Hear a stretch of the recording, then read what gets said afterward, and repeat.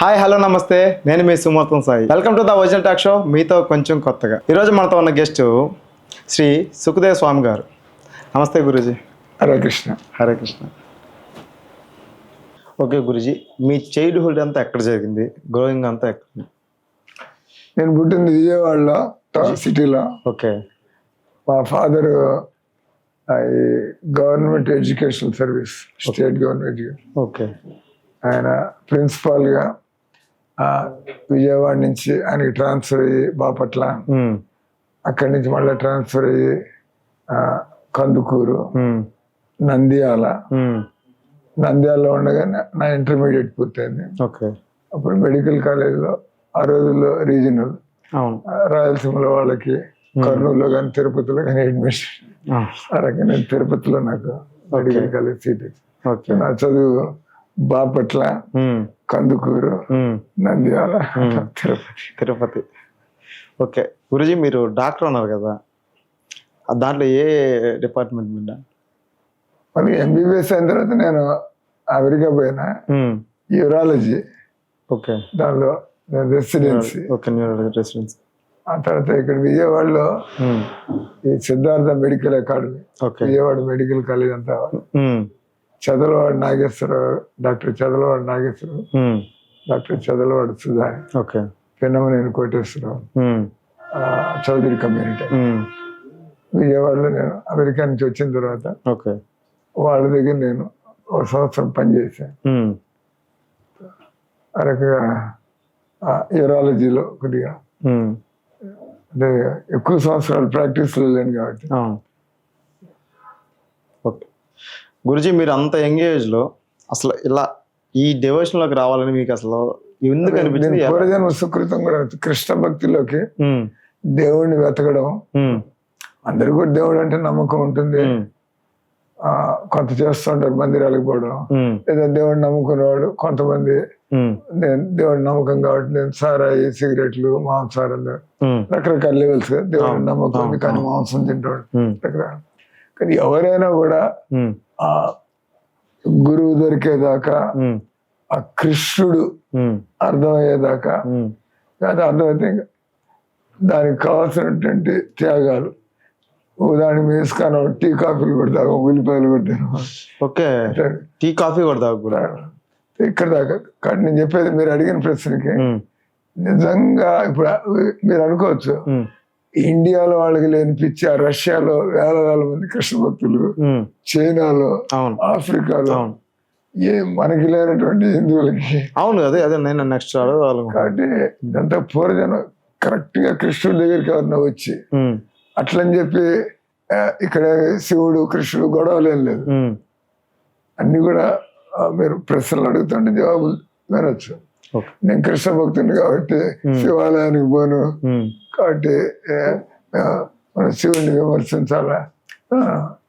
మీరు అడగచ్చు, మీరు కృష్ణ భక్తులు అంటారు, మరి శివుడి గురించి మీ అభిప్రాయం ఏంది అంటే ఇట్లా ఉన్నప్పుడు డౌట్లు అడుగుతాను. కానీ నేను మీరు అడిగిన ప్రశ్నకి జవాబు నిజంగా కృష్ణుడి గీతలో అంటున్నాడు, మనుష్యాణం సహస్రేషు కశ్చిత్ యతతి సిద్ధయే యతతామపి సిద్ధానం కశ్చిన్ మా వ్యతిత. భగవద్గీత 5వ అధ్యాయంలో కృష్ణుడు వేలాది మందిలో ఎవరో ఒకరు నేనెవరిని ఎందుకు పుట్టాను, ఈ సృష్టికి కారణం ఏమన్నా ఉందా, నా జీవితం ఇట్లా ఆ ప్రశ్నలు అడిగే వాళ్ళు తక్కువ మంది ఉంటారు. అటువంటి వాళ్ళు మెల్లిగా ఈ భగవద్గీత ఈ కృష్ణుడి దగ్గరికి వస్తారు. తరక నేను డాక్టర్ లైఫ్ నుంచి కృష్ణుడి దగ్గరికి భక్తిలోకి వచ్చానంటే గత కొన్ని జన్మల నుంచి వెతుకుతూ ఉండడం కొంత అయిపోయింది. మళ్ళీ ఆ శ్లోకం కూడా ఉంది భగవద్గీతలో, ఎవరైనా కూడా పూర్వజన్మలో సుకృతి అంటాం కదా, అది ఉన్నటువంటి వాడు. మీరు 10% మీకు దేవుడి మీద సీరియస్ ఇంట్రెస్ట్ ఉంది, లేదా మీ పిల్ల బిడ్డలు, మీ వ్యాపారం, మీ వృత్తి ఉంటాయి కదా, ఆ 10% మీరు కొంత వచ్చే జన్మలో మళ్ళీ 11% అక్కడి నుంచి ప్రారంభమవుతుంది. అట్లా ఎవరైనా ఈ విధంగా కంప్లీట్ గా సీరియస్ గా దీనిలోకి వచ్చారంటే వాళ్ళు పూర్వజంలో వాళ్ళు 70-80 అయిపోయింది. మళ్ళీ తిన్నగా కృష్ణుడి దగ్గరికి వచ్చేస్తుంది. దాన్ని నేను ఒక కళ్ళని కలుసుకున్నా హిమాచల్ ప్రదేశ్లో. నేను అప్పుడు కురుక్షేత్రంలో ఉండేవాడిని, నేను నెల్లూరుకి ముందు. ఆయన ఫాలోయర్స్ నేను కొంతమందిని అంబాలా కురుక్షేత్రంలో నాకు నచ్చింది. అప్పుడైనా మా గురువు గారిని కలుసుకోండి. ఆయన కల్నల్ మిలిటరీలో వదిలేసి ఆయన చక్కటి కృష్ణ భక్తుడు. అంటే మరి కల్నల్ అయ్యి ఎందుకు వదిలేశాడు అంటే అప్పుడు దాకా ఆయన కర్మ, మనం అంటాం కదా కర్మలు ఇంకా పండలేదు, టైం రాలేదు.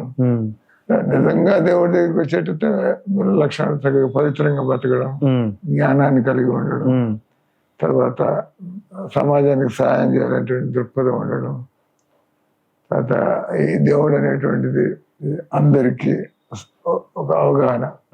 ఏదో మా గురువు గారు చెప్పారు, మా గ్రంథంలో ఎట్లా ఉంది,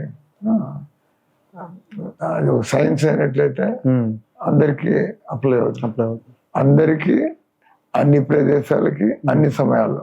అప్పుడు కొంతమంది అంటారు భగవద్గీత 5,000 సంవత్సరాల క్రితం యుద్ధ మైదానంలో, ఇప్పుడు ఉండేటువంటి సమాజంలో. కానీ ఆ జ్ఞానం, ఆధ్యాత్మిక జ్ఞానం, భగవంతుడి జ్ఞానం అది సరైనది ఏదంటే మారుతున్న సమాజంతో, ప్రదేశాలతో, వ్యక్తులతో సంబంధం లేదు. అది దాన్ని టైం అండ్ ప్లేస్కి అనుకూలంగా దాన్ని అప్లై చేసుకోవచ్చు. అంతకుముందు జనాలు ఉదాహరణకి వాళ్ళు స్వాములు కారులో తిరిగేవాళ్ళు కాదు, విదేశాలు పోయేవాళ్ళు కాదు, ఏదో వాళ్ళు ఈ షర్ట్లు వేసుకునే భారతదేశంలో. కానీ మారుతున్న సమయంతో పాటు వాళ్ళంతా ఇట్లా గడ్డాల మీసాలు పెట్టుకుని ఉండేవాళ్ళు, చూస్తుంటాం. అంటే ఆ ప్లేస్ని బట్టి, ఆ పరిస్థితిని బట్టి దీన్ని అడ్జస్ట్మెంట్. కానీ కోర్ ప్రిన్సిపల్స్ మాత్రం అవి ఉంటాయి. ఓకే గురూజీ, మీరు ఈ డివోషన్లోకి వచ్చినప్పుడు మీ మొదటి గురువు ఎవరు? నేను మొట్టమొదటిసారిగా నేను అమెరికాలో గ్రీన్స్బరో, నార్త్ కెరళైనా స్టేట్, గ్రీన్స్బరో, అక్కడ మా బంధువుల దగ్గర ఉండేవాడిని. వాళ్ళ దగ్గర ఇస్కాన్ పుస్తకాలు ఉన్నాయి. నా దృష్టి వాటి మీద పడింది. ఆ తర్వాత ఆ ప్రాంతానికి ఒక ఇస్కాన్ భక్తుడు వచ్చాడు. ఆయన ఒక శ్లోకాలు లేకుండా కేవలం అనువాదాలు, ప్రభుపాదుల వారి కామెంటరీని, భగవద్గీత ఒకటి ఇచ్చారు. నాలో 17 ఏళ్ళ నుంచి కొన్ని ప్రశ్నలు ఉండేవి. ఆ ప్రశ్నలు ఆలోచిస్తూ ఉండేవాడు. ఆ ప్రభుపాదుల వారి పుస్తకం రాగానే టక్కన వాటన్నిటికి సమాధానాల భగవద్గీత నుంచి, ఆ తర్వాత దానికి జవాబులు, ఏం చేస్తే దానికి మనకు భయం ఉంటుంది, లేదా మనకి టెన్షన్ ఉంటుంది అంటే మనుషులకి, దీని నుంచి ఫ్రీ అవ్వాలంటే ఏం చేయాలా, ఆయన దానిలో రాస్తాడు. ఆయన ఈ మనసు ఎదగడానికి రోజు మనం మంత్రం చేస్తున్నట్లయితే, మంత్రం జపం చేస్తుంటే అని మేము పబ్లిక్ ఇట్లా కలుసుకుని వీలాంటి వాళ్ళని చెబుతుంటాం. మీరు జీవితంలో మీకు 30 ఏళ్ళు వస్తున్నాయి, 40 ఏళ్ళు వస్తున్నాయి, ఎన్నో విషయాలు చూస్తున్నారు. నేను మీకు ఇచ్చేటువంటి ప్రపోజల్ ఒక 30 నిమిషాలు, 30 రోజులు, మీకు 30 ఏళ్ళు వచ్చాయి కానీ ఇంకా వెతుకులాట్లో ఉన్నాం.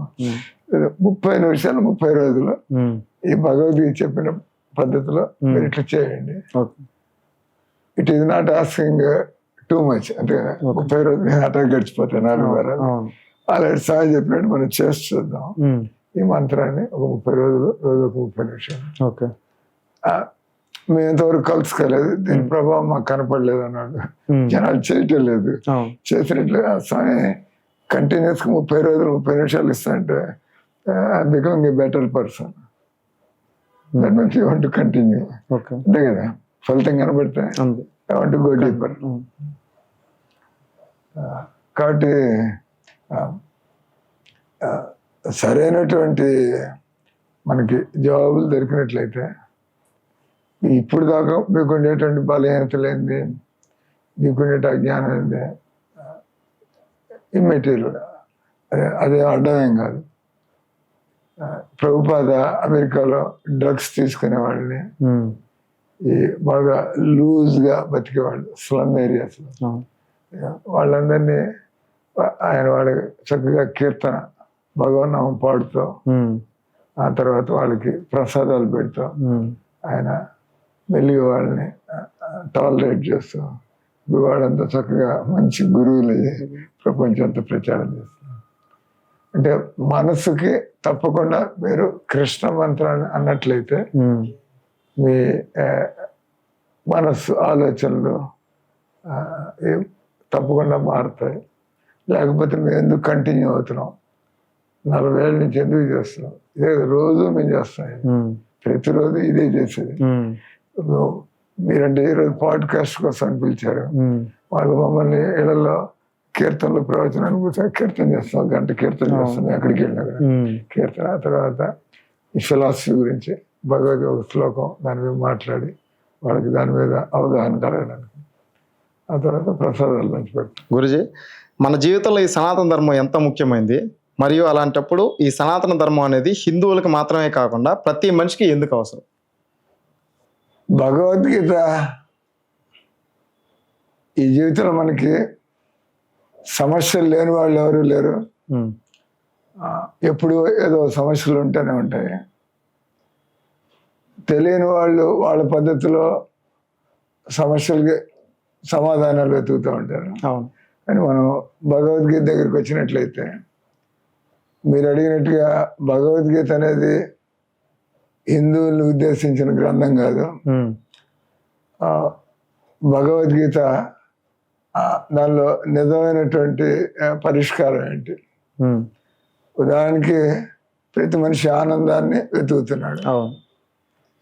కానీ నేను మిమ్మల్ని తిన్నగా అడిగితే మీ దృష్టిలో ఆనందం అంటే ఏంటంటే వెతుకుంటే వాట్ షుడ్ ఐ సే, మిమ్మల్ని నేనే అడుగుతాను, అయ్యా మీకు ఆనందం ఎలా కలుగుతుంది, ఏం చెప్పాలి మీరు ఆలోచిస్తారు. దాన్ని మళ్ళీ మనం అనలైజ్ చేసినట్లయితే కరెక్టే, ఈ రకంగా ఆనందం దొరకదు కదా. ఇప్పుడు ఏదో మీరు అంటారు మంచి పకోడీలు, గులాబ్ జామును, జిలేబీలు తింటే అప్పుడప్పుడు ఆనందంగా ఉంటుంది. అట్లా మీరు ఎక్కువ తినగలరా అయింది, జిలేబీ, పకోడీలు, గులాబ్ జామున్ బాగానే ఉంది, మీరు బకెట్ పెడతా మీకు ఆనందం తినగా 4-5 తింటారు, ఇంకా మళ్ళీ అదే ఒకటి పుడుతుంది. అంటే మరి ఆలోచన మరి ఆనందం ఇది కాదు. మరి అసలు భగవద్గీత దగ్గరికి వెళ్తే భగవద్గీతలో చాలా శ్లోకాలు ఉన్నాయి, చాలా అధ్యాయాలు, 18 అధ్యాయాలు భగవంతుడు సిస్టమేటిక్గా. అందుకే మీరు ఎవరన్నా ఈ ఇస్కాన్ ఫాలోయర్, అంటే వాళ్ళు రష్యాలో ఉన్నారు, ఆఫ్రికాలో ఉన్నారు, వాళ్ళు మేము హిందువులు ఆయన ఎవరు మీకు జవాబు మీరు. అవును. ఎవరైనా మీరు ఇస్కాన్ ఫాలోయర్ రష్యా వాడినా యూరోపియన్ అమెరికన్ ఇంటర్వ్యూ చేయండి, నేను హిందూ అయ్యానని చెప్పడు. ఎందుకంటే ఇక్కడ మతం మార్చుకోవడం కాదు, మనం విషయాన్ని తెలుసుకోవడం. దేవుడు అంటే ఎవరు? ఎందుకంటే దేవుడు అనేవాడు ఉంటే ఆయన హిందువు కాదు, ఆయన ముస్లిం కాదు, ఆయన క్రిస్టియన్ కాదు, దేవుడు అనేవాడు అందరికీ ఒకటి ఉంటుంది ఆ రకంగా. కాబట్టి ఒకసారి ప్రభుపాద ఈ భారతదేశంలో మతం పేరు మీద ఎంత డబ్బులు వేస్ట్ అవుతూ ఉంటాయి, ఎన్ని ఘర్షణలు జరుగుతూ ఉంటాయి. అందుకని ఆయన అసలు ఇందిరాగాంధీని కలుసుకోవడానికి వెళ్ళినప్పుడు ఆయన కలుసుకున్నాడు. అప్పుడు ఆయన చెప్పాడు, ఆయన ఇవన్నీ పోవాలంటే ఒక డిపార్ట్మెంట్ ఉండాలా, అందరూ హిందూ మతాన్ని ఎంబ్రేస్ చేస్తారు లేదా క్రిస్టియన్ అంటే ఎవరి ఇష్టం వాళ్ళు, కానీ ఆయన చెప్పింది ఒక డిపార్ట్మెంట్ ఉండాలా. ఏ రంగం finance department, education department, home ministry ఇట్లా ఉంటాయి. అలా డిపార్ట్మెంట్ ఆఫ్ రిలీజియన్ అనేది గవర్నమెంట్ లో ఉండాలి. ఎవరైనా హిందువులు అని చెప్పుకోవాలంటే వాళ్ళకి బేసిక్ గా హిందువులు ఏం పాటించాల్సి ఉంటుంది, అలాగే క్రిస్టియన్లు, ముస్లింలు. ఆ తర్వాత వీళ్ళు ఈ బాగా లోతుగా జ్ఞానం ఉన్నటువంటి హిందూ పెద్దలు, ముస్లిం పెద్దలు, క్రిస్టియన్ పెద్దలు కూర్చొని దేవుడు అందరికి ఒకడే కాబట్టి మనం కామన్ అవగాహనకు వచ్చి అలా ఏమన్నా వెళ్ళగలిగితే ఇదంతా కూడా పోతుంది కదా. ఈ రకంగా రాజకీయాల కోసం మతం వారీగా డివైడ్ చేయాలా, కులాల వారీగా, అది ఒక గెలవడానికి ఒక దాన్ని ఇదిగా సాగుగా చేసుకుని. కానీ నిజంగా దేవుడిని వెతికేటువంటి వాడు ఈ విధంగా ఆలోచిస్తాడు. దేవుడు అనేవాడు ఉంటే ఓకే, అందరికీ ఉంటాడు. ఇండియన్లో ఒక దేవుడు, కృష్ణ అట్లా దేవుడు అంటే అందరికి ఒకటే ఉంటుంది. ఓకే గురుజీ.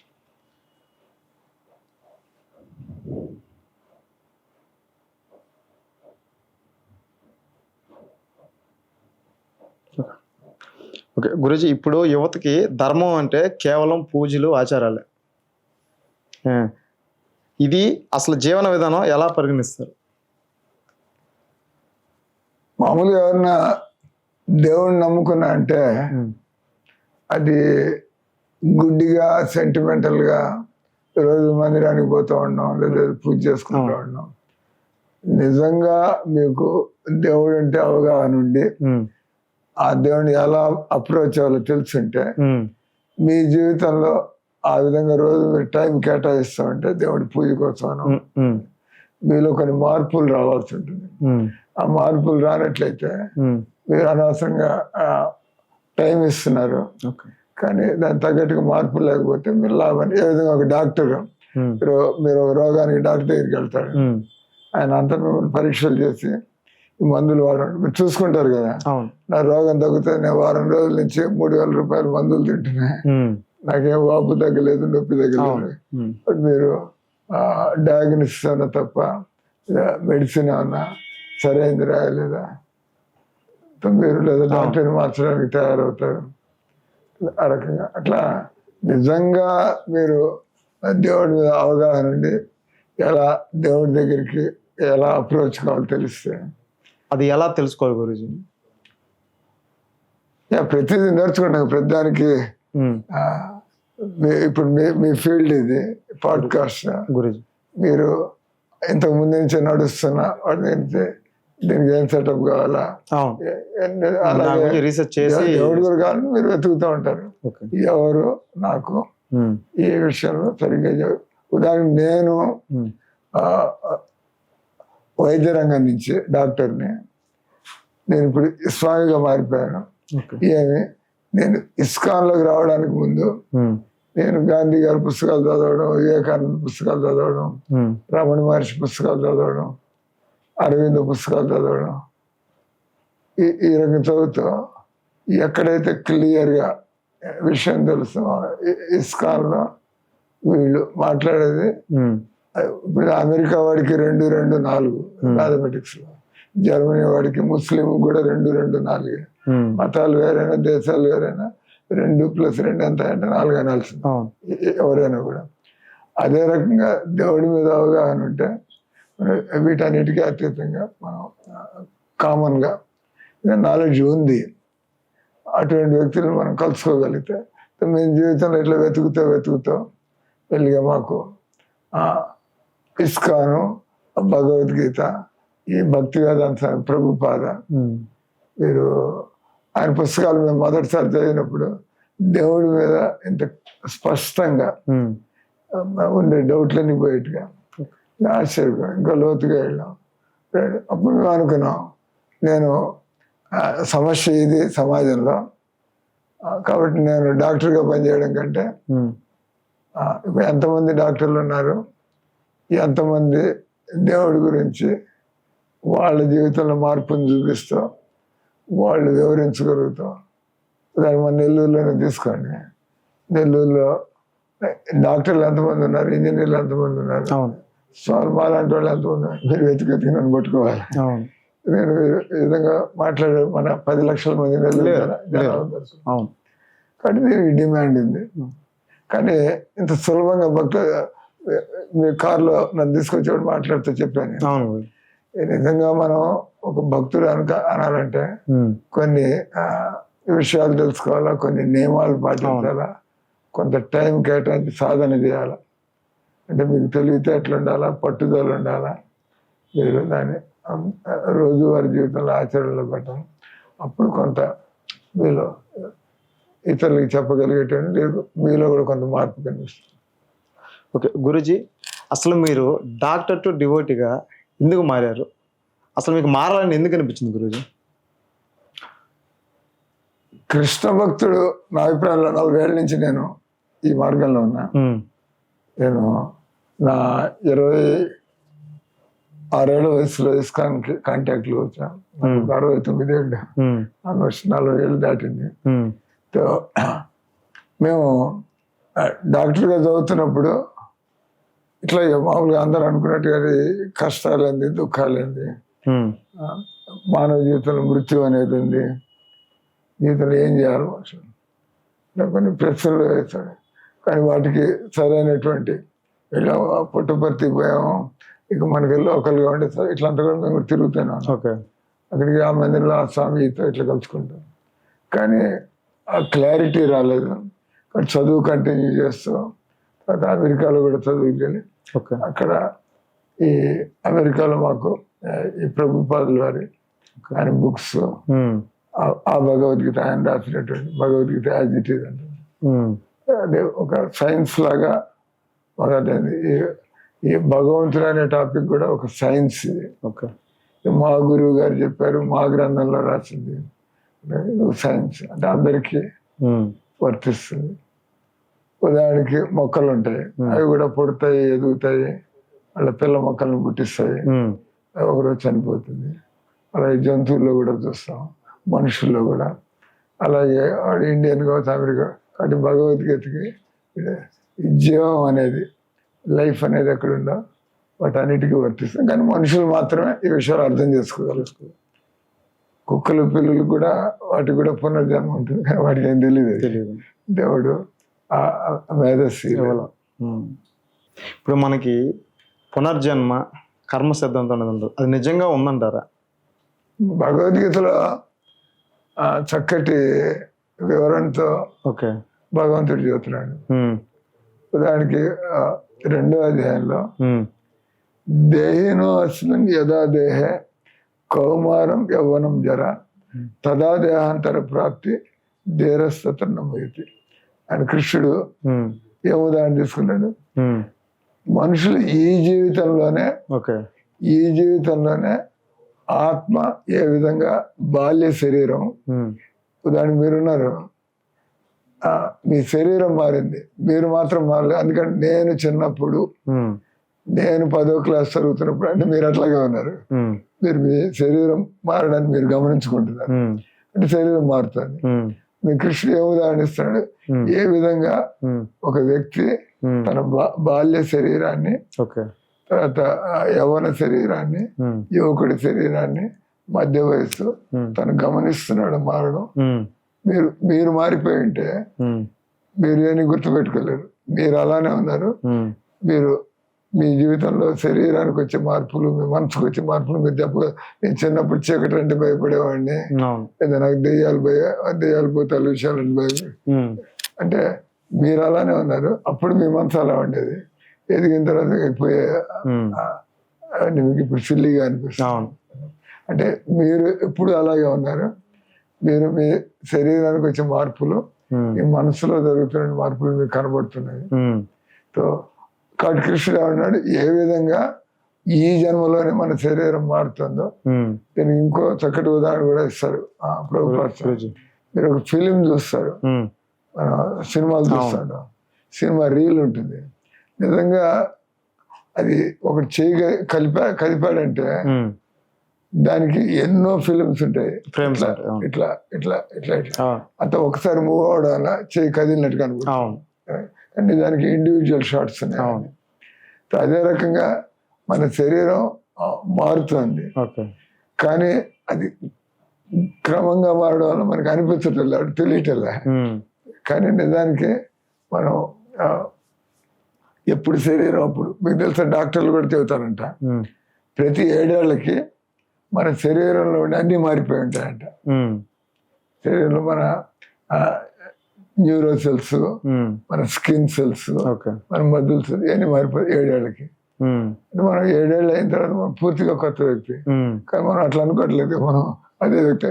అంటే మార్పు అట్లా తెలియకుండా మనకి మారుతుంది, అది మనం అదే వ్యక్తి అనుకోండి. కానీ దానికి మీరు ఎన్నో వ్యక్తులు మీరు మారుతున్నారు. కాబట్టి ఇంకా శరీరం పనికి రానప్పుడు ప్రకృతి నియమాలు, ఈ శరీరం పనికి రాకపోతే మీ కోరికలు తీర్చుకోవడానికి ఉమ్, భగవంతుడు next already you continue okay.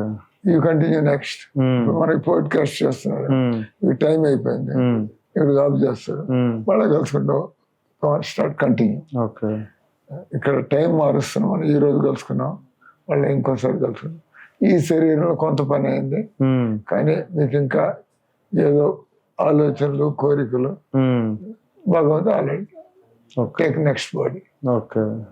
అంటే ఇది ఆశ్చర్యం కాదు. ప్లస్ ఎంతోమంది ఆ, మన డాక్టర్లు ఉన్నారు, ఉమ్, మన భారతదేశంలో కూడా ఎన్నో కుటుంబాలు ఉన్నాయి. ఉమ్, వాళ్ళందరూ కూడా ఓ పిల్లవాడు ఉదాహరణకి మన ఆంధ్రాలో పుట్టి ఉమ్, వాడు చిన్నప్పుడే హిందీ ఏం తెలియకుండా ధారాళంగా మాట్లాడుతున్నాడు అనుకోండి, మూడేళ్ళకి ఉమ్, ఎవరు నేర్పించలేరు, ఉమ్, ఎవరు నేర్పించలేదు, అతనికి ఆ ఎక్స్పోజర్ లేదు, ఉమ్, ఎలా మాట్లాడుతున్నాడు, మీరు ఒప్పుకోవాల్సింది పూర్వజన్మ. ఉమ్, అలాగే మామూలుగా అందరూ మ్యూజిక్ నేర్చుకుంటారు, ఒక పిల్లవాడు 3 ఏళ్ళకే వాళ్ళని చైల్డ్ ప్రాడిజీస్ అంటారు. ఉమ్, చిన్నప్పటి నుంచి ఎక్కడి నుంచి వచ్చింది, ఉమ్, ఎలా అట్లా మామూలుగా ఎంతో కష్టపడాలి నేర్చుకోవడానికి. అట్లా రికార్డింగ్స్ ఉన్నాయి ఈ పునర్జన్మ గురించినవి. అవును. తర్వాత ఎప్పుడైనా యాక్సిడెంట్ అయినప్పుడు um, out of the body almost చనిపోయాడు అన్నట్టుగా కానీ బతికి వస్తాడు. అవును. ఆయన చెబుతాడు, నా మీద ఆపరేషన్ జరుగుతాడు, నేను బయట నుంచి చూస్తున్నాను, ఉమ్, ఎవడు చూస్తున్నాడు, అవును. టెంపరీగా ఆత్మ బయటికి పోయింది, ఓకే. అతను గమనిస్తున్నాడు. ఆపరేషన్లో ఉన్నంత వరకు అతను అనస్థిషియా మొత్తం మంది ప్రభావంలో ఉన్నాడు, ఉమ్, అతనికి ఏమైనా తెలిసే అవకాశం లేదు. ఉమ్, దీన్ని ఓబిఈ అంటారు, out of the body experience. Okay. తర్వాత ఈ రకంగా మనం చెప్పినట్టుగా పూర్వజన్మ స్మృతులు అవును. చాలా ఉన్నాయి. ఒక కేస్ స్టడీ,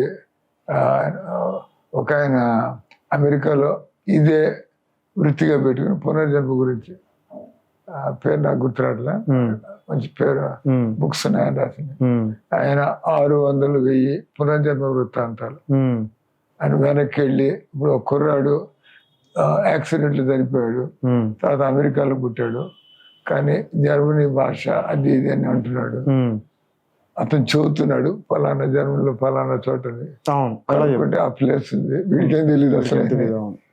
ఈ రకంగా కొంత ఇంటలెక్చువల్ సర్కిల్స్ లో ఉమ్, యాక్సెప్టెన్స్ ఉమ్, పెరుగుతుంది. ఇది ఉమ్, ఈ పునర్జన్మ అనేది అది ఒక గుడి నమ్మకం కాదు, ఉమ్, ఇది కూడా ఒక రీజనబుల్.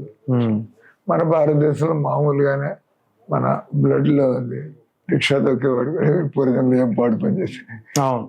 వీడి బతికి ఇట్లా తయారు ఎలా ఇబ్బందుల్లో ఉంటాయి. ఉమ్, అంటే వీడి కర్మ అదే. అంటే మన హిందువుల్లో ఉమ్, బాగా మన రక్తంలో నాటుకుపోయింది. ఉమ్, అందరు పుట్టడం ఒక రకంగా పుడతారు, ఉమ్, పరిస్థితి వేరుగా ఉంటాయి. అవును.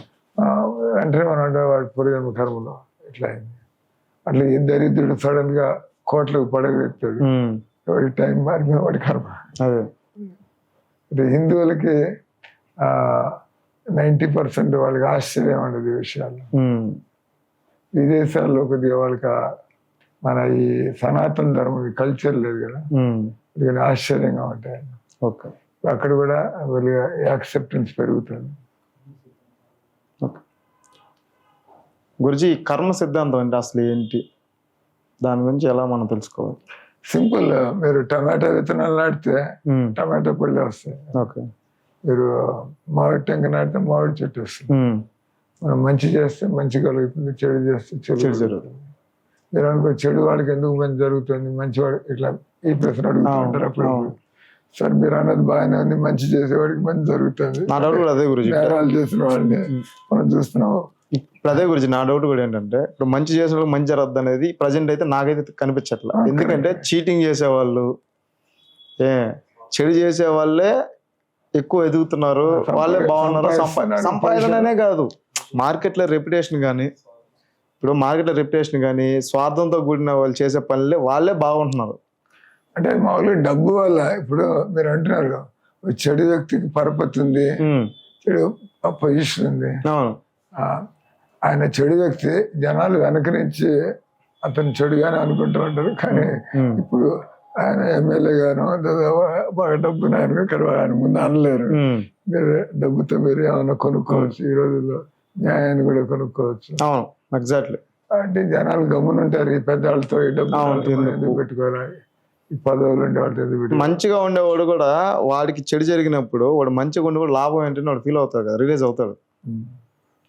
దానికి ఒక చిన్న ఉదాహరణ ఇచ్చు. మన ఇళ్లలో బియ్యం డ్రమ్ములు పెట్టుకుంటాం.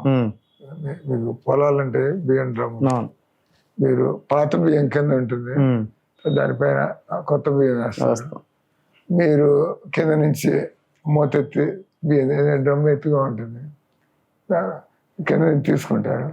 అటు ముందర మీరు తీసినప్పుడు ఇంత ముందు వేసిన బియ్యం ముందు బయటకు వస్తుంది, ఆ తర్వాత వస్తుంది. ఆ రకంగా మనం చేసిన కర్మలు ఉంటాయి. దాన్ని బట్టి మనకి ఇప్పుడు ఈ కర్మలు అనుభవించాల్సి ఉంది. ఇప్పుడు మీరు మంచి చేస్తున్నారు, కానీ వెనకాల కొద్దిగా ఇంకా చెడు కర్మలు ఆ ప్రభావం ఉంది. అది అనుభవించిన తర్వాత దీన్ని కూడా అనుభవించాల్సింది. మేము చెబుతా ఉంటాం, ఏ రకంగా ఇప్పుడు నేను మంచివాడిని అయినా నాకు సమయం అనుకూలంగా లేదు, ఎందుకంటే వెనక చేసిన కర్మ వలన. కానీ నేను ఇప్పుడు మంచి పనులు చేస్తూనే పోతాను, ఆ రోజు రాక తప్పదు. నేను చేసిన మంచి పనుల ఫలితం నేను అనుభవించాను. ఏ రకంగా గత జన్మలో చేసిన ఈ ఉదాహరణగా ఇచ్చు. ఇప్పుడు నేను ఒక హత్య చేశాను అనుకోండి, అప్పుడు నేను ఎర్రగొడ్డలు కట్టుకున్నా. రోజు ఎర్రగొడ్డలు కట్టుకోం కదా, ఎర్రగొడ్డలు ఫోటోలో సీసీటీవీలో పడతారు ఎర్రగొడ్డలు. ఆ గుడ్డలు చూసి పట్టుకోవడం కాదు, మారిపడతారు, గుడ్డలు మారిపోతాయి. ఆ రకంగా శరీరాలు మారుతూ ఉండొచ్చు, కానీ అదే ఆత్మగత చేసింది. మీరు పూర్వజంలో చేశారు, వేరే శరీరంలో చేశారు, కానీ మీరే కదా చేశారు. ఇప్పుడు ఇంకో శరీరంలోకి వచ్చారు, కాబట్టి మీరు ఆ కర్మలు ఫలితాన్ని కంటిన్యూ మనం అనుభవించాల్సి వస్తుంది. ఓకే గురుజీ, ఇప్పుడు ఈ స్పిరిచువల్గా ధ్యానం అంటాం కదా, ఈ ధ్యానం కానీ ఈ ఆత్మలు కానీ అవి అసలు నిజంగా ఉన్నాయంటారా? ఈ ఆత్మ లేకపోతే బతుకున్న వాడికి మీరు కూడా చనిపోయిన వాడు, మీ కుటుంబాల్లో సమాజంలో మనం చూస్తాం చనిపోయిన వాడు. ఏమన్నా చనిపోయినప్పుడు ఆ చనిపోయిన వ్యక్తి ఇంకా అక్కడే ఉన్నాడు, ముఖ్యంగా ఫ్రెష్ గా ఇప్పుడే చనిపోయాడు, నిద్రపోతున్నాడులాగా ఉంటాడు ఫ్రెష్ గా. గంటల మెల్లిగా శరీరం బిగుసిపోయి బాడీ అంతా, కానీ వెంటనే చనిపోగానే ఇంకా వెచ్చగానే ఉంటుంది శరీరం, అంటే మామూలుగానే ఇంకా ఉన్నాడు అన్నట్టు ఉంటుంది. కానీ మరి మనిషి అక్కడే ఉన్నాడు, లోపల అవయవాలు కూడా అవే ఉన్నాయి, బ్రెయిన్ కూడా ఉంది, ఎముకలు గుండె అన్నీ ఉన్నాయి. చనిపోయారు ఎందుకు అంటున్నారు? ఆత్మ అనేది దాని బ్యాటరీ లాగా. మన బ్యాటరీ మీ సెల్ ఫోన్ ఉంది, టక్కనే షట్ డౌన్ అవుతుంది, అన్నీ ఉన్నాయి, దానిలో సాఫ్ట్వేర్ ఫంక్షన్స్, బ్యాటరీ డెడ్ టక్ అయిపోతుంది. ఆ రకంగా ఈ శరీరాన్ని ఎనర్జైజ్ చేసేటువంటి, అందుకే మేము అంటూ ఉంటాం, మీ చొక్కా మీరు హ్యాంగర్ కి పెడతారనుకోండి, ఒంటి మీద వేసుకుంటారు, ఒంటి మీద వేసుకొని మీరు నడుస్తుంటే చొక్కా కూడా నడుస్తూ ఉంటుంది, చెయ్యితే ఇది కూడా పైకి లేస్తుంది. అందుకని చొక్కాకి జీవం ఉందంటారా మీరు? ఉండదు కదా, హ్యాంగర్ మీద వేస్తే ఆడలాడుతూ ఉంటుంది. ఈ శరీరం మీద పైకి కిందకి లేస్తూ ఉంటుంది, పైకి కిందకి లేస్తున్నంత మాత్రాన ఈ శరీరానికి చొక్కాకి జీవం వచ్చేసడానికి శరీరం మీద ఇది డెడ్. ఆ రకంగా శరీరం ఎప్పుడు డెడ్, ఆత్మ ఉండడం వల్ల కదులుతుంది, ఆత్మ లేకపోతే కదలడం అయిపోతుంది. Very graphic example. అంటే ఈ ఆత్మకి ఈ శరీరం ఒక దుస్తులు లాంటిది.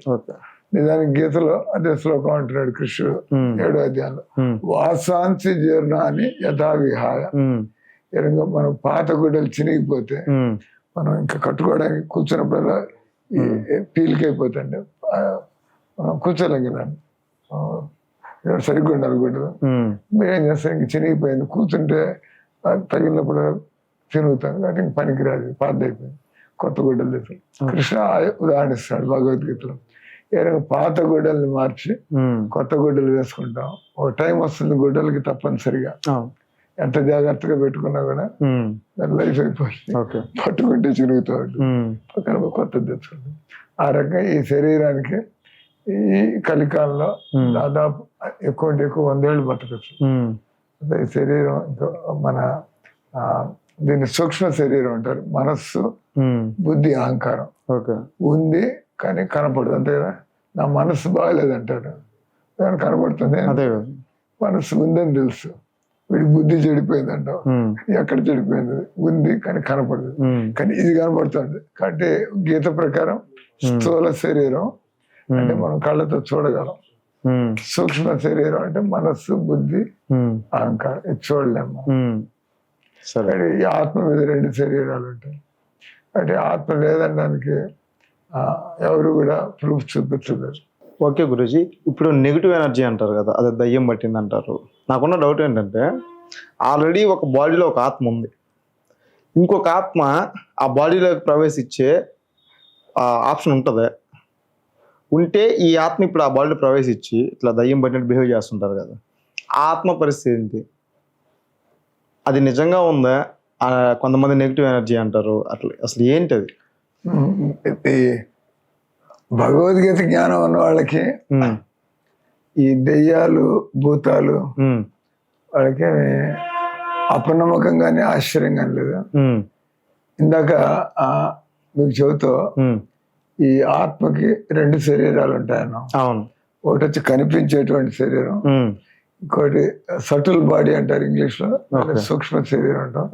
మనస్సు, బుద్ధి, అహంకారం ఇది. కాబట్టి దెయ్యం అంటే స్థూల శరీరం లేనటువంటి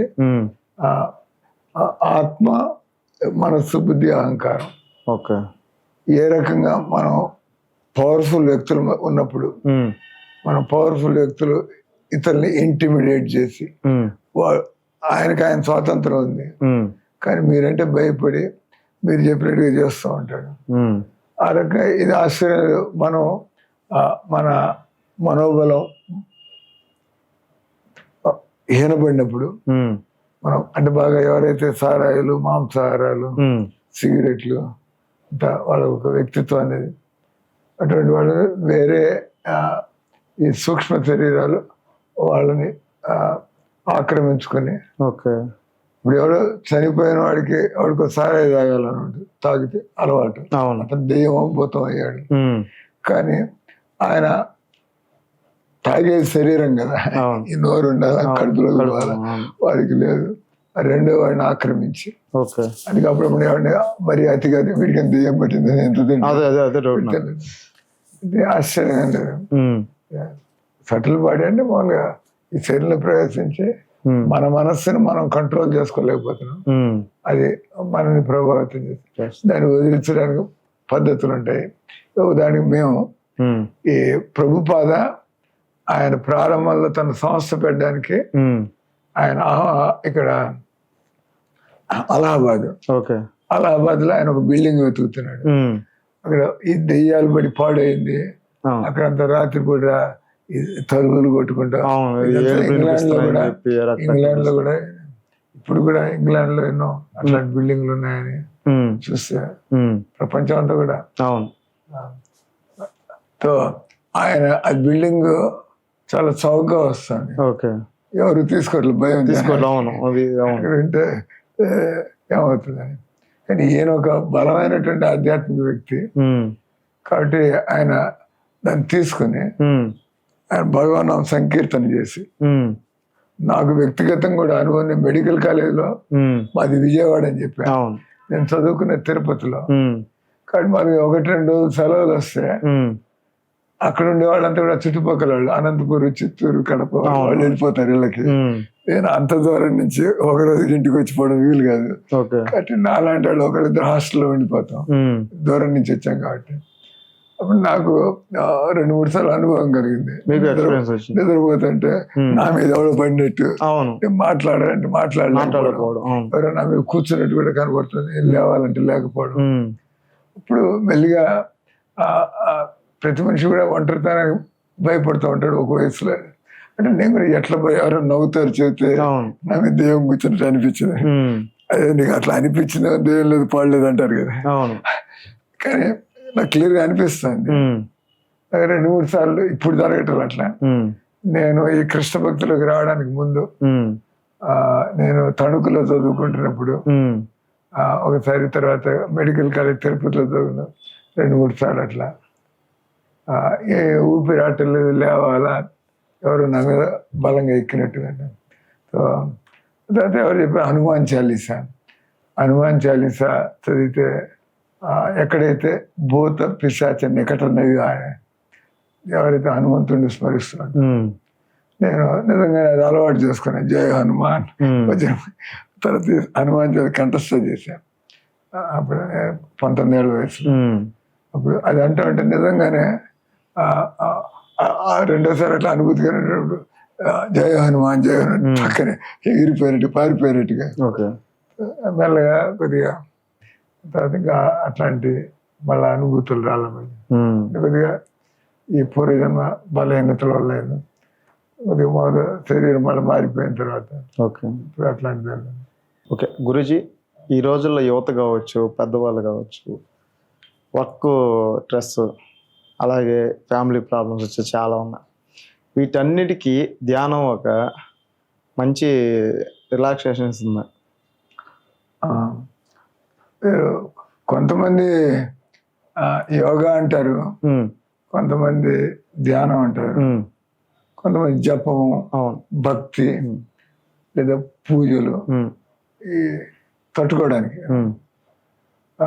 కానీ క్లియర్గా జ్ఞానం ఉంటే భగవద్గీత నుంచి సరిగ్గా తెలిస్తే ధ్యానం అనగానే ఎవరి గురించి ధ్యానం, ఇప్పుడు వయసులో ఉండే కుర్రవాడు ఒక ప్రేమలో పడతాడు, అది సహజం కాబట్టి. లేదా నదులు సముద్రం వైపుకి వెళ్తూ ఉంటాయి, సహజం వాటానికి. ఆ రకంగా ధ్యానం అనగానే అది ఆలోచనలు ఆపుకోవాలని చూస్తున్నారా లేదా ఇంకేం చేస్తున్నారు ధ్యానం అంటే? కాబట్టి కరెక్ట్గా చెప్పాలంటే మనం భగవన్నామాన్ని జపం చేస్తూ ఉంటే దాన్ని మనం మంత్రం అంటాం. ఇస్కాన్కి ఉదాహరణకి ప్రపంచం అంతా కూడా మాకే రహస్య మంత్రాలు, గుప్త మంత్రాలు అనేవి లేవు. ఇస్కాన్లో ఓపెన్ గానే అందరికీ మీరు హరే కృష్ణ హరే కృష్ణ కృష్ణ కృష్ణ హరే హరే, హరే రామ్ రామ్ రామ్ హరే హరే, ఈ మంత్రాన్ని జపించండి, మీరు ఆనందించండి, తరించండి. ఈ మంత్రం అంటూ ఉంటే మనకు ఉండేటువంటి ప్రతి మనిషి వాళ్ళ పూర్వజన్మ కర్మలను, కొంతమంది మనసు బలంగా ఉంటుంది, కొంతమంది మనసు బలహీనంగా ఉంటుంది. బలంగా ఉండే మనసు బలంగా ఉండేవాడికి పెద్ద ఛాలెంజ్లు వచ్చినా కూడా పట్టించుకోడు, మనసు బలంగా లేని వాడికి చిన్న సమస్యలు వచ్చినా కూడా కుంగిపోతాడు, కొద్దిగా కుంగిపోతూ ఉంటాడు. దీన్ని మహామంత్రం అంటారు. మన ఈ ఓం నమ శివాయ, గణేశాయ నమః, ఏమన్నా కూడా పవిత్రమైనటువంటి ధ్వనులు. కానీ దీన్ని మంత్ర రాజము లేదా మహామంత్రం అంటాం. ఇది దేవదేవుడు, దేవాది దేవుడు రాధాకృష్ణ మంత్రం. ఈ హరే కృష్ణ హరే కృష్ణ కృష్ణ కృష్ణ హరే హరే, హరే రామ్ రామ్ రామ్ హరే హరే అంటే అది మనలో ఉండేటువంటి బలహీనత నుంచి బయటికి తీసుకొస్తుంది. రెండోది మనస్సు ఎదుగుతుంది. మీరు చిన్నపిల్లలు ఏ విధంగా, చిన్నపిల్లలు ఒక రకంగా రియాక్ట్ అవుతూ ఉంటారు, ఏమైనా కొత్త వాళ్ళు వచ్చి పారిపోతూ ఉంటారు, దగ్గరికి రారు. కానీ వాళ్ళే కొద్ది సంవత్సరాల తర్వాత అంకుల్ అంటే మనసు ఎదిగింది కాబట్టి. ఆ రకంగా మీరు పాజిటివ్గా మీ మనస్సుని డెవలప్ చేసుకోవచ్చు. నాకు ఇట్స్ మై పర్సనల్ ఎక్స్పీరియన్స్. నేను 40 ఏళ్ళ నుంచి జపం చేస్తున్నా. 40 ఏళ్ల క్రితం నా మనస్తత్వం, నా ఆలోచన ఎలా ఉండేది, ఈ 40 ఏళ్ళ జపం వల్ల నేను ఏ విధంగా మారాను. సో నాకు అనుభవంతో మాట్లాడుతున్నాను. కాబట్టి ఈ మన గ్రంథాల్లో ఉండేటువంటి మంత్రాలు మామూలుగా అంటారు, వాళ్ళు కూడా అల్లా అల్లా అంటూ ఉంటారు. ఇది వాళ్ళు కూడా Jesus Christ have mercy on a sinner like me, ఈ క్రిస్టియన్ వాళ్ళు కూడా పూసలు మాలు పెట్టుకుని అంటూ ఉంటారు. అంటే పవిత్రమైన ధ్వనులు మన మనస్సుని వికసింపజేస్తాయి. మనం ఎక్కడైతే అంటారు అప్పుడప్పుడు అరిగిపోయిన గ్రామ్ ఫోన్ రికార్డు అంటారు, ఉదాహరణకి పుట్టినప్పటి నుంచి మనం సారాయి తాగల, కానీ ఒకసారి అలవాటు అయిన తర్వాత ఆ సారాయి లేకపోతే మనకు కొద్దిగా మెంటల్గా మనకి పిచ్చెక్కినట్టు అలవాటు అయిపోతే. చిన్నప్పుడు ఎప్పుడు తాగల, అంటే పుట్టిన వాళ్ళంతా పాలు తాగుతారు. ఒక వయసులో చెడు సాంగత్యాలు అలవాటు అయిన తర్వాత మైండ్ బాగా యాజిటేట్ అవుతుంది. ఆ రకంగా మనం ఈ మంత్రాన్ని జపం చేస్తామంటే ఈ బలహీనతల నుంచి బయటకు వెళ్తాడు. ఇట్లా సపోర్ట్ భగవన్ నామం అంటే భగవంతుడు నిజంగా ఉన్నాడు దేవుడు. దేవుడిని ప్రార్థిస్తూ ఉంటే స్వామి నన్ను ఈ తప్పుడు అలవాటుని తెలుసు, నేను ఇది బయటికి రావాలనుకుంటున్నాను, కానీ ఆ టెంప్టేషన్ని వదిలే బలవంతంగా అలవాటు కొద్ది అంటే అలవాటు కొద్ది పొరపాటు అంటే అలవాటు కొద్ది కానీ కొద్దిగా ఈ మంత్రం చేస్తామంటే you can get over it. అది మీకెన్నో వస్తుంది. నేను అప్పుడు ఇంత ఇబ్బంది పడేవాడిని ఆలోచనతో ఐ కుడ్ ఓవర్కమ్ ఇట్.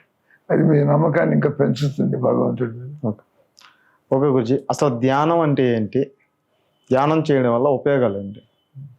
మళ్ళీ అందరూ ఆనందాన్ని వెతుకుతున్నాం, కానీ నిజమైన ఆనందం ఈ బయట ప్రపంచంలో దొరికేది కాదు. ఆత్మానందం అంటారు. ఈ శరీరానికి ముసలితనం వస్తుంది, రోగాలు వస్తాయి, దీనికి నీరసం, బలహీనతలు ఉంటాయి. కాబట్టి ఆనందం అనేది వ్యక్తులతో కలుసుకుంటే వస్తుందా, డబ్బు సంపాదిస్తే వస్తుందా, పదవులు పొందితే వస్తుందా? మీరు పదవిలో ఉండొచ్చు, మీరు రోగం వస్తే మీరు ఇబ్బంది పడుతూనే ఉంటారు కదా. మీకు కావాల్సిన వ్యక్తితో మీరు పెళ్లి చేసుకోవచ్చు, మీకు ఇబ్బందులు కదా. ఆమెగా ఉన్న అయితే మళ్ళీ అది కూడా మీరే ఫీల్ అవుతుంటారు. మీరు ఆ ప్రేమ వల్ల అంటే మీరు ఆనందం కోసం ఇవన్నీ ట్రై చేస్తుంటారు, మీరు గోతులోనే పడుతుంటారు. ఎందుకంటే భగవద్గీతలో 6వ అధ్యాయంలో భగవంతుడు చెబుతున్నాడు, సుఖం ఆత్యంతికం ఎత్తద్ బుద్ధిగ్రాహ్య మతేంద్రియం వేత్తి ఎత్తరాన చేవాయం స్థితశ్చరే తత్వత. ఆనందం అనేది మన జన్మ హక్కు అంట. అంటే ఆత్మ యొక్క లక్షణం సత్ చిద్ ఆనందం. శరీరాన్ని అశాశ్వతం అంటాం, ఒప్పుకుంటాం కదా. శరీరం ద్వారా ఆనందానికి అగచాట్లు పడుతున్నాం, కానీ దొరకటం లేదు. కాబట్టి శరీరం ద్వారా ఆనందం దొరకదనే తెలుస్తుంది, శరీరం అశాశ్వతం అనేది తెలుస్తుంది. ఈ సంసారంలో ఉన్నంత వరకు భయాలు అనేటువంటిది ఎప్పుడేమవుతుంది. కాబట్టి శరీరంలో ఉన్నంత వరకు ఈ శరీరానికి తప్పదు, కానీ ఆత్మ లక్షణం ఏంటి అంటే సచ్చిద్ ఆనందం.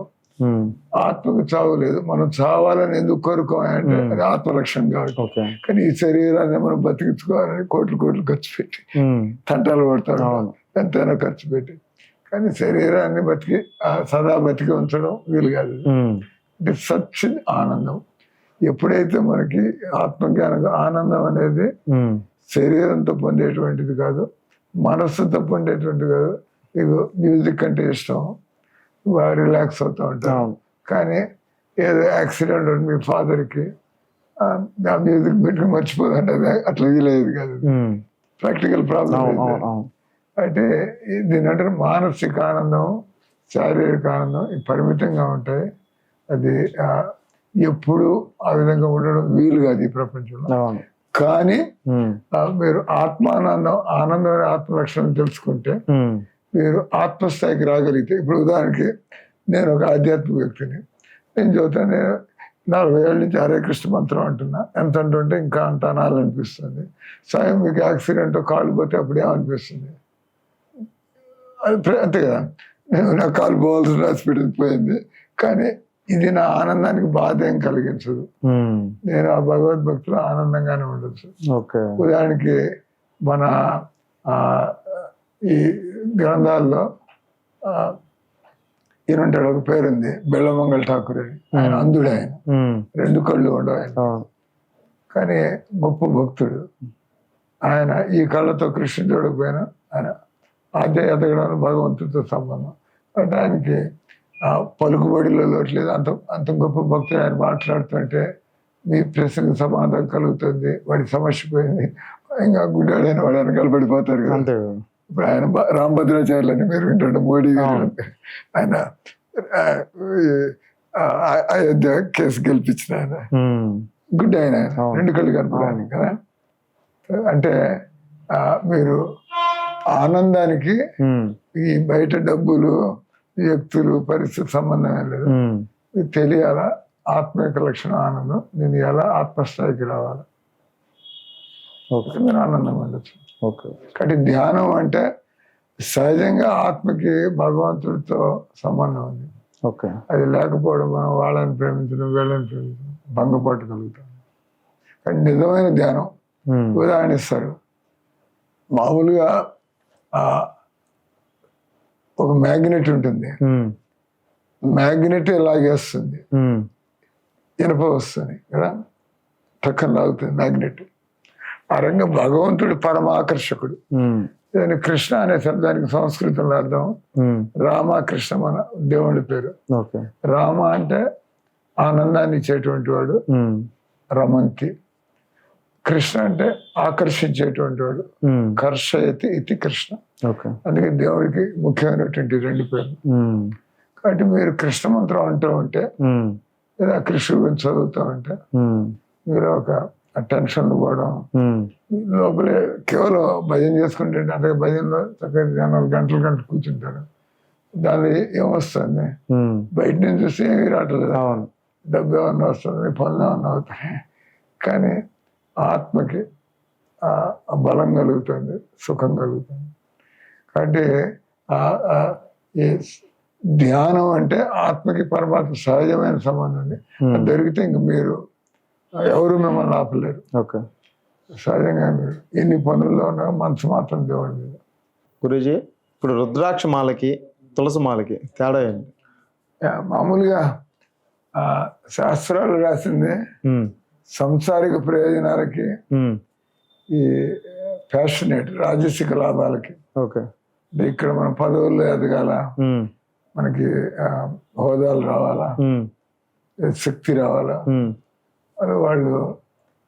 తర్వాత శివుడిని ఆరాధించేటువంటి వాళ్ళు రుద్రాక్షలు వాడతారు. తర్వాత లౌకికమైనటువంటి పదవుల్లో ఆదాయాలు ఇట్లా కలిసి వస్తుందని చెప్పి ఈ భక్తి మార్గంలో ఉండేవాడు కృష్ణుని ఆరాధించేవాడు. సాత్వికంగా అంటే మనసు ఎదగాల, ఈ ఆర్థికంగా ఎట్లా కాకుండా అటువంటి వాళ్ళు మామూలుగా తులసి మాల వాడతారు. గురుజీ, ఇప్పుడు కలియుగ అంతం, కలి విపత్తు రాబోతుందా? అది నిజమా అసలు? కొంతమంది రకరకాలుగా చెబుతూ ఉంటారు. ఈ బ్రహ్మకుమారులని తొందరలోనే కొంతమంది ఈ ప్రపంచంలో మహా వినాశనం కాబోతుంది. ఇప్పుడు 2012లో బ్రహ్మం గారు చెప్పారని చెప్పి ఇట్లా ఉన్నాయి. కానీ భాగవతం అనుసారం లేదా మన భగవద్గీత శాస్త్రాల అనుసారం మామూలుగా 4 యుగాలను ఒక సైకిల్ అంటారు. త్రేతాయుగం, సత్యయుగం, త్రేతాయుగం, ద్వాపరయుగం, కలియుగం. మనం కలియుగంలో ఉన్నాం. మహాభారత యుద్ధం అయినప్పటి నుంచి ద్వాపరయుగం ఆఖరిలో మహాభారత యుద్ధం జరిగింది. అక్కడి నుంచి కలియుగం ప్రారంభమైంది. కలియుగంలో మనం 5025 సంవత్సరాలు దాదాపు ఈ కలియుగం మొత్తం ఉండేటువంటిది 4,32,000 సంవత్సరాలని మన శాస్త్రాలు చెబుతున్నాయి. 4 లక్షలు.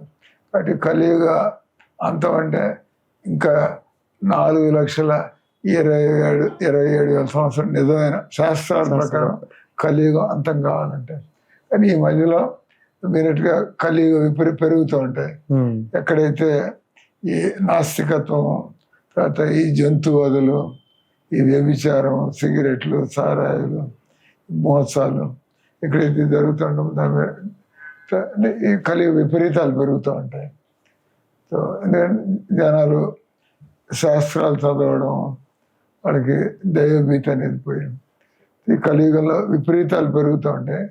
నిజంగా ఇప్పుడు వెనకాల వారు కల్కి భగవాన్ అని చెప్పి ఆయన గవర్నమెంట్ పట్టుకుని ఏదో ఇన్కమ్ ట్యాక్స్ రేట్లు పట్టుకుని చేయలేదు. అంత బోగస్ కల్కి భగవాన్ అని ఇప్పుడు వచ్చేది. నేను కల్కి భగవాన్ పేరు పెట్టుకుంటే భగవంతుని అయిపోతాను, మీ పేరు కృష్ణస్వామి అంటే మీరు దేవుడు అయిపోతారు అంటే మేము చెబుతూ ఉంటే నా పేరు కృష్ణ అంటే నీ పేరు కృష్ణదాసయ్య అని, నువ్వు రామ అంటే నువ్వు రామదాసయ్య, మనం రాముడయ్యే అవకాశం లేదు. ఆ రకంగా ఈ పేరు పెట్టుకున్నంత కల్కి భగవాన్ శాస్త్రాల ప్రకారం పోయినట్లయితే ఈ కలియుగ అంతం ఇంకా 4,27,000 సంవత్సరాలు. అప్పుడు కల్కి అవతారం అని, ఏ రూపంలో వస్తాడు, ఎక్కడ వస్తాడు, ఏం చేస్తాడు, ఇవన్నీ కూడా భాగవతంలో వర్ణన. ఓకే గురుజీ. ఓకే గురుజీ, రేపటి తరానికి ఆధ్యాత్మికంగా విలువల గురించి మీరేం చెప్తారు? ఈ మానవ సమాజానికి లేట్ దాన్ ఎవర్ అన్నారు కదా, ఇదేదో యువతకనే కాదు, మనుషులుగా పుట్టిన వాళ్ళందరూ కూడా మనం భారతదేశంలో పుట్టాం కాబట్టి మనకి ఆ యుగ యుగాల నుంచి ఈ సనాతన ధర్మ విలువలు అనేవి, అందుకే భారతదేశ విశ్వగురువు కావాలంటారు. ముందు మనం ఆచరించి ఇతరులకు చెప్పినట్లయితే ఎరగ ఇస్కాన్ సంస్థాపకుడు ప్రభుపాద, ఆయన చక్కటి ఆధ్యాత్మిక వ్యక్తి, ఆచరిస్తూ జనాలకి అనుభవాన్ని పంచుకుంటూ ఆయన ఒక ఈ అంతర్జాతీయ ఈ లక్షల మందితో ఉండేటువంటి వందల మందిరాలతో ఒక్క మనిషి చేయగలిగాడు.